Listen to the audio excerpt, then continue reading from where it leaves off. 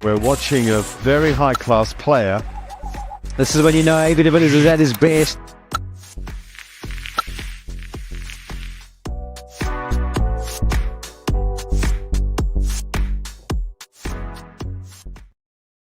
Good day, 360 family. Welcome to 360 Live. It's Friday. Over here in South Africa, I'm preparing for a golf day after this. So this is going to be a shortish session, about 20 to 30 minutes. So get your questions ready. We're going to be discussing none other than India cricket. They are coming to South Africa. It's the big challenge. It's the hardest wickets to play on in the world. Trust me. All batters will say that. It's very tricky to bat over here. And straight out of the blocks, the ICC announcing they just in India have announced their squads for the all-format tour of South Africa. So go check out that link for more information. And just here at the bottom, you see that KL Rahul will lead the ODI squad against the Proteas in the absence of several regulars, including Rohit Sharma, Virat Kohli, and Hardik Pandya, among others. It seems like they'll be rested, which is pretty smart, I would say. I know it's a big series, but it's almost like India really starting to box very smartly, really getting the experienced players and the best 11 out there to try and win the test series, and then giving a lot of players rewards for incredible IPL seasons to feature in that ODI and also the T20 series coming up. You'll see now very shortly the very, very interesting squads in the three formats. There's a lot of changes, and I just think outstanding balance. You can see there's some former cricket players involved with a selection panel because it's very well thought out. And there you see the squads then, test series led by Rohit Sharma. Very good side. There's Shubman Gill, Jaiswal is a very exciting pick there. Virat Kohli, Shreyas Iyer, Gaikwad. Also been rewarded for some very consistent performances over the last few years. Ishan Kishan, two wicket keepers, Ishan Kishan and KL Rahul. And then campaigners there, Ashwin and Jadu, will be the spinners. Shardul Thakur, the very good all-rounder, who can offer you something with bat and ball. He's had a fantastic series over there in Australia, if you guys remember that in the past. And then the all-out pace attack, Mohammad Siraj, Mukesh Kumar being rewarded for some good cricket of late. Mohammad Shami, who's had a fantastic World Cup. Bumrah, vice-captain, which I like to see in Prasidh Krishna. Tall, fast bowler, gets a bit of bounce. Reminds me a bit of Morne Morkel back in the day. Let's just quickly discuss that then. I'll go through all the squads first. ODIs and T20s. You see a lot of changes here. With the ODIs, Gaikwad, Sudarshan, fantastic player. Tilak Varma, Mumbai Indians guy. I love watching him play. Rajat Patidar, who's played at RCB. Rinku Singh, the great finisher. Shreyas Iyer, KL Rahul will be captain and also wicketkeeper. Sandush Samson. Finally, we see his name in one of the India setups. It's great to see him in that team. He'll enjoy the South African wickets. He stands tall when he bats. There's a bit of bounce over here, a bit of movement. All the batters over here will be tested, even the South Africans, trust me. But someone like Sanju, I think, will do well. He also gives you an option with the gloves. Akshar Patel picked ahead of Ravindra Jadeja, which is quite interesting. He's obviously performed well or better in ODIs and therefore getting the nod. And once again, you can see former players are involved here in the selection panel and thought out smartly, giving players the nod if they performed well, So it feels like a very honest and genuine, true system, which I like. Then you have Washington Sundar, the off-spinner, left-hand batter as well. Kuldeep Yadav, tough to pick. Fantastic bowler. Yuzi Chahal is back in the ODI squad. I'm so happy for my friend. We are very tight, and I know he's been very sad not to be part of any squad of late, and he finally finds his way back into the ODIs then. Mukesh Kumar, you see his name once again. By the way, you'll see his name in all three of the formats, which is great for him. Once again, being rewarded for just playing well and consistently performing, and he's obviously got a bit of skill. Avesh Khan's name you see there featuring in the ODIs, Arshdeep Singh and Deepak Chahar. And then very quickly, the T20 side, captained by Surya Kumar Yadav. Once again, guys, you don't see him feature in the other formats. It's a very versatile way of picking these squads, and I absolutely love that. Very specialized for each format, and giving some of the youngsters exposure, but having experienced players in all the formats, and that's Surya Kumayada, one of the best players in the IPL. He gets the nod because he's played exceptional T20 cricket, and he's the captain of the T20 side. Then you see guys like Jaiswal, Gill, Gaikwad, Varma, Rinku Singh, Shreyas Iyer, all who have had incredible IPLs. And then the wicket-keeping options there, Ishan Kishan, Jitesh Sharma getting a nod. Ravindra Jadeja will be vice-captain. Washi Sundar once again in there. Ravi Bishnoi, that leg spinner who bowls a lot of googlies, gets a lot of talk on his googlies. Kuldeep Yadav, Arshdeep Singh gets the nod again. Mohammad Siraj, Mukesh Kumar, and Deepak Chahar. They're the three squads. Very exciting. I absolutely love the way the selectors have picked this. It's a very versatile squad. It's a big squad to go and take on South Africa in the home conditions, which is never easy. ESPN Cricket Info posted here the only players to be included in all three squads for India's tour of South Africa: Shreyas Iyer, Mukesh Kumar, Ruturaj Gaikwad, which proves my point that it's a very versatile group of players coming over here. The selectors did some deep thinking about this, and there you have the schedule of the upcoming games of the India tour of South Africa 2023. It is summertime over here. There's no better time to be in South Africa. I clearly remember and recall some incredible memories of playing over here. The atmosphere in South Africa is just lively at the moment. Everyone's thirsty for sport, for cricket. I think every South African, when they think of December time, they think cricket, especially around Christmas and New Year's with the Boxing Day and the New Year's test matches. People are in the beach homes on holidays, and they have the television screens on, the barbecues on, the braai, and everyone's just watching cricket. So it's the perfect platform for players to shine, to put up your name for the future. And the South African squads have not been announced yet. I absolutely cannot wait to see what they come up with. But believe me, they'll be ready, and they would not want to let India come over here and dominate, especially in the test format, which India haven't found a way to succeed over here before. So I'm thinking immediately of Rohit Sharma and Virat Kohli, who would love to come over here and win the test series. And then ESPN Cricket Info also saying their Rahul, Shreyas and Bumrah make test comebacks, and Rahane dropped, which is quite a surprise. I mean, he's very experienced player. He's always played fairly well over here in South Africa. He's got a solid technique. But, I mean, he is getting on the older side, maybe to the back end of his career. I know that feeling, and you got to maintain that form, and it's not easy. So he's been left out. And then also Kohli and Rohit rested for white ball games in South Africa. Surya Kumar to leading T20s, Rahul and ODIs. I've mentioned that before. And I think it's quite smart for Kohli and Rohit to come over here, and you can clearly see all they have on their minds is to come and win a test series in South Africa. They've come close before. I think they have absolutely the perfect test team. There are just no weaknesses there. If we can just quickly go back to the sides here, I want to play around a bit with that test side. There are only 2 test matches, which is a bit of a disappointment. We have spoken about it before, which I don't like. I think at least 3 test matches for a big series like this. So ICC and admin and organizers, please, guys, come on. 2 test match series is just not good enough. There's the schedule, as you can see, starting with the T20s right away from 10th of December. We're moving to the ODIs on the 17th. It's quite a jam-packed schedule, this. And then there are the 2 test matches, the Boxing Day and the New Year's test. Let's just quickly have a look at the squads again. AJ at the back room there in Mumbai, please throw the squads on there. Quickly have a look at the test side there, guys. So the bankers are Rohit Sharma, Shubman Gill, I would say, Virat Kohli, and most probably Shreyas. And then that leaves a couple of spots open between KL Rahul and Ishan, who will be fighting for 1 spot. I think KL will get the nod to start off with. And then do you decide between maybe Ishan or Jaiswal? Jaiswal and Gaikwad.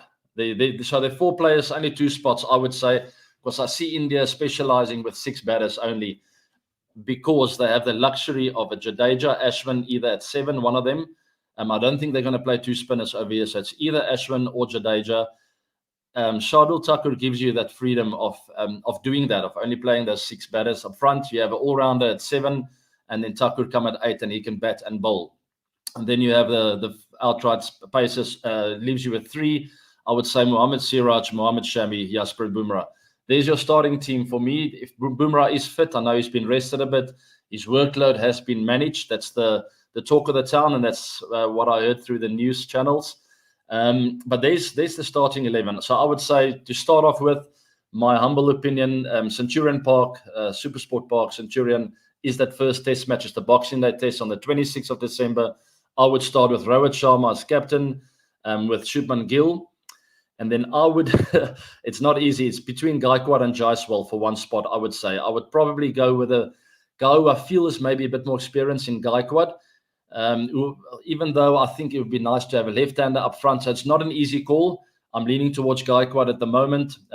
Virat Kohli at 4, Shreyas Iyer at 5, KL Rahul at 6. And then you have, I think, maybe Ashwin at 7. Unless they want to go with a more economical approach and just have Jadu dry up one end. Otherwise, a bit more of an attacking option is Ashwin. I would probably go with Jadu to start off with. Just tell him it's Centurion Park. Historically, the spinners have not taken wickets over here. Jadu just go tie up one end so that the seamers can work from the other side. All right, so then Shardul Thakur at 8. Who's your all-rounder, gives you a lot of overs with the ball in hand. He's got skill. It reminds me a bit of a Vernon Philander who can just nibble it around. And then your outright pacers at 9, Mohammad Shami, at 10, Mohammad Siraj, Jasprit Bumrah at 11. And that, my guys, is a very, very good test team. That would be my starting lineup. It's very exciting. Coming over here to South Africa, I've mentioned it before, it's the hardest wickets to bat on in the world. Centurion, you can get some flat sessions where Centurion Park can flatten out on days 2 and 3, and then it starts cracking up again on days 4 and 5 when it becomes very difficult again, but it doesn't take turn. It's a little bit up and down. Day 1, it will nibble around. You'll see a lot of sideways movement. The seamers will try and hit the deck and just get movement in and out. You'll see Mohammad Shami try and hit that deck. And I'm talking about only the Indian players here because the South African squad hasn't been announced yet. So Shami, Thakur, those guys will just try and nibble around. Bumrah will hit the deck very hard, and Mohammad Siraj will try and get that away swing. A very, I would say, very nicely balanced bowling attack. And then Jadu just to tie up one end. Captain Sharma will just tell him, Jadu, you go for between 2 and 3 runs and over, and I'm happy. I don't care if you get a wicket. But knowing Jadu, he will compete, and he'll most probably pick up a wicket or 2 here and there. We go on to day 2 and 3. That's where you want to bat. You want to bat deep and long. Set up the game for days 4 and 5 where the cracks will open up. It's very hot in South Africa at the moment. We've had a heat wave in the last 2 weeks. So the wickets will be under pressure. Days 4 and 5, it will get very difficult. Some balls will bounce, some will stay low, and some will hit a crack and go into your ribcage. Not easy to bat on. I faced Mitchell Johnson at Centurion Park before where there were cracks everywhere. The balls were hitting the helmets. Guys were carried off the field. It was a brutal test match. I'll never forget that. And then the second test match, Cape Town, Newlands. That's a bit of a different challenge. They might have a temptation of playing 2 spinners. That's India now and Ashwin and Jadu, purely because both of them can bat. I doubt it, though. I still think South Africa, wherever you go, is a 1-spinner team in test match cricket. And then you need your all-rounders. So luckily for India, all their spinners can bat. Shardul Thakur is there. Even Mohammad Shami has proven to be handy with the bat of late. So yes, keep posting your questions. I see the first one has popped up here. Please ask me India, South Africa, the tour of India to South Africa questions, if you guys don't mind. Let's focus on that.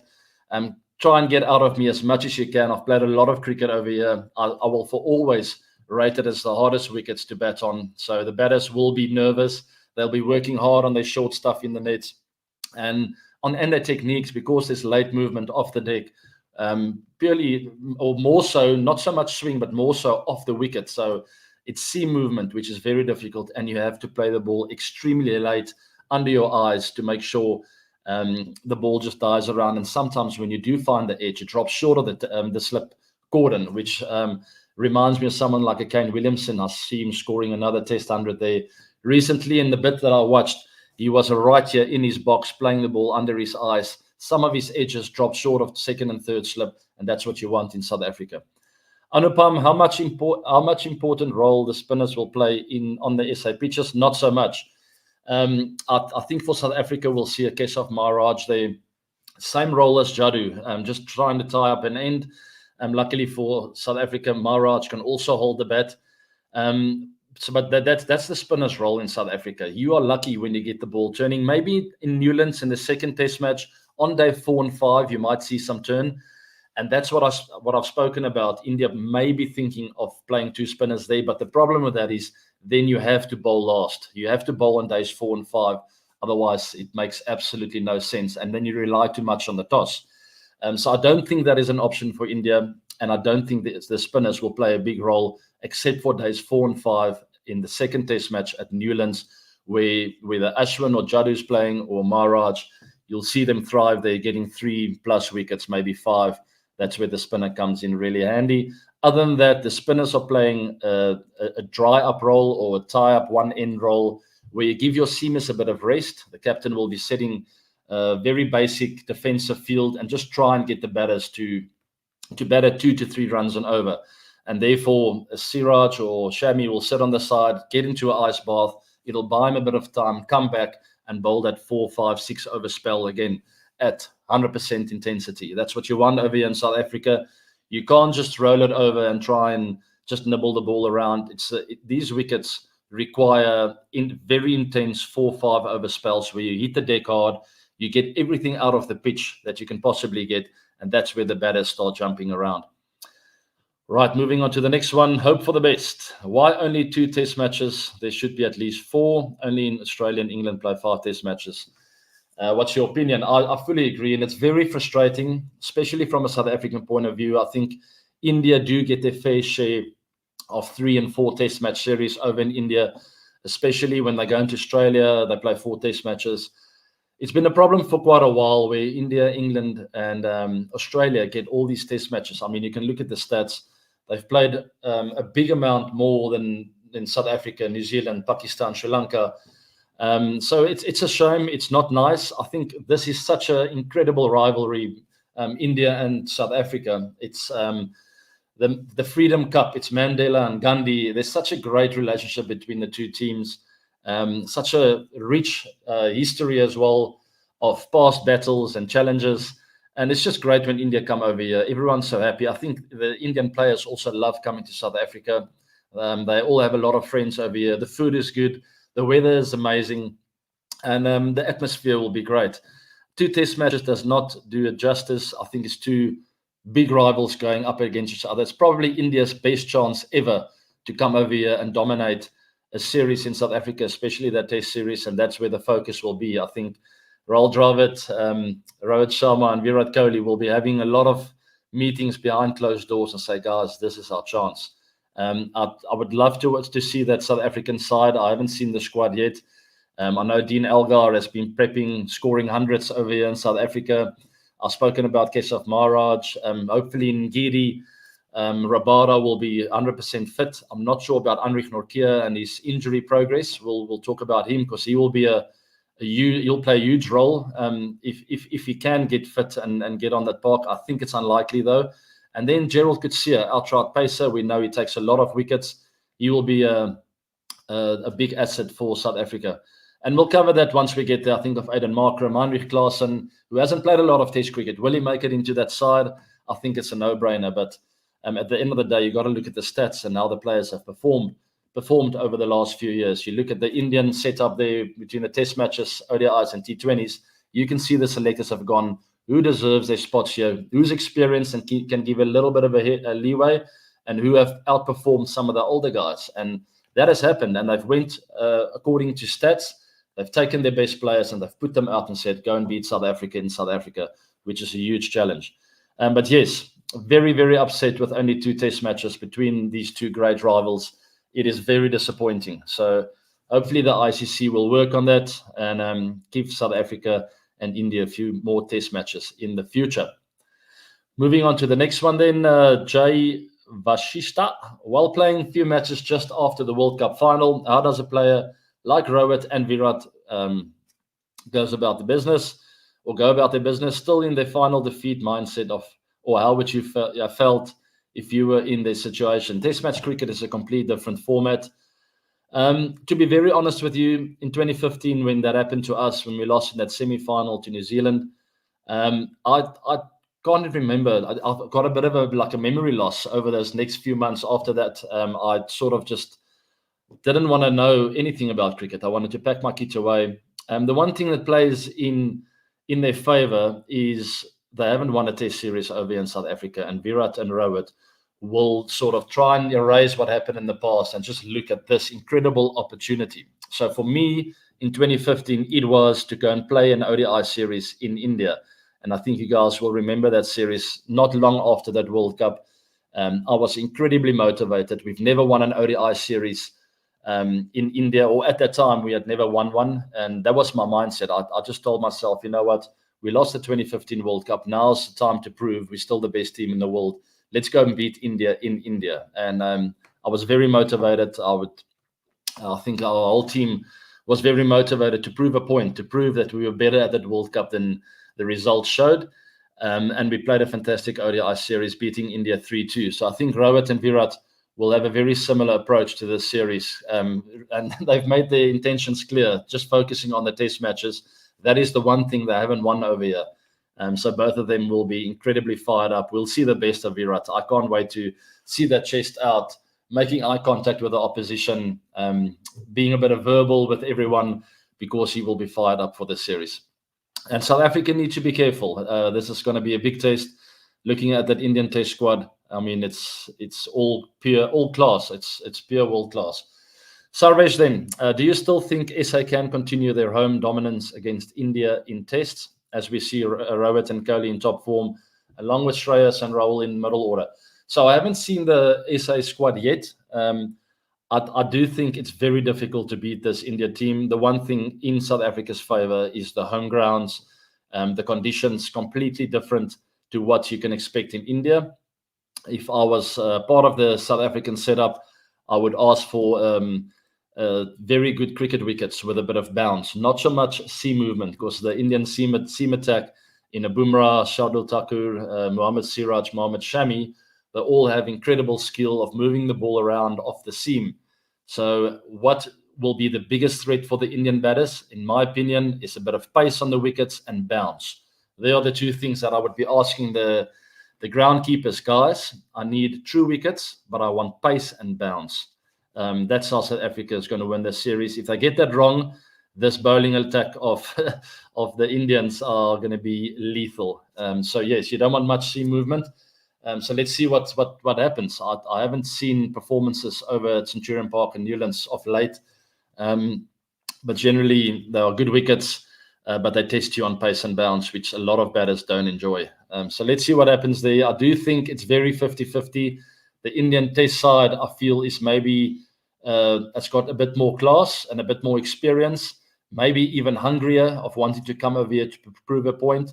The South African side is not far behind, but they have the conditions in their favour. They know these wickets, they know the outfields, and they know what work and what don't. So let's see what plays out. I'm very excited for those two Test matches, but also the T20s and the ODIs. I think that could be an opportunity for India, but also South Africa, to put a peg in the ground with those T20s and the ODIs and say, you are not coming over here to dominate, or India will be saying, we are coming here to take the trophies home. So very exciting cricket ahead. And I will be taking one more question, guys. I'm off to a golf day just quickly of a good friend of mine. It's called the Survivors Golf Day. He's a survivor of cancer, which is a beautiful story. And he decided to start a golf day where they raise funds, and I'm going to be part of the fundraising there, maybe even bid on a few items in the auction, because all the funds go to other patients struggling with cancer again. So it's just a beautiful story. He's a really good friend of mine, Reino Strauss, who had terrible cancer back in the day. He fought the battle, got through it, and he's a survivor. So it's the Survivors Golf Day, and we're going to be raising funds for other patients who have been diagnosed for cancer. And to all of you out there who may have been affected by cancer recently, maybe going through a struggle, all the best. Be strong, fight the fight, and I truly believe everyone will be okay. But let's hope we raise a lot of funds and help some people out there. Last question then, guys. We can just pop that up again. Sorry, I went off topic a bit. AJ, hi AB. As one of the greatest all-format players, what sort of technical and mental changes do you have to make to quickly get into test match mode in a jam-packed cricketing calendar? That is a fantastic question. I can just speak on my behalf and what worked for me over the years. And I don't know if I sort of mentally just tuned in such a way that I made myself believe that the formats are not so much different. From a technical point of view, I've always told myself, AB, it's the same game. The basics of the game stay the same. And I've always said that. I said it so often in interviews that I maybe started believing it.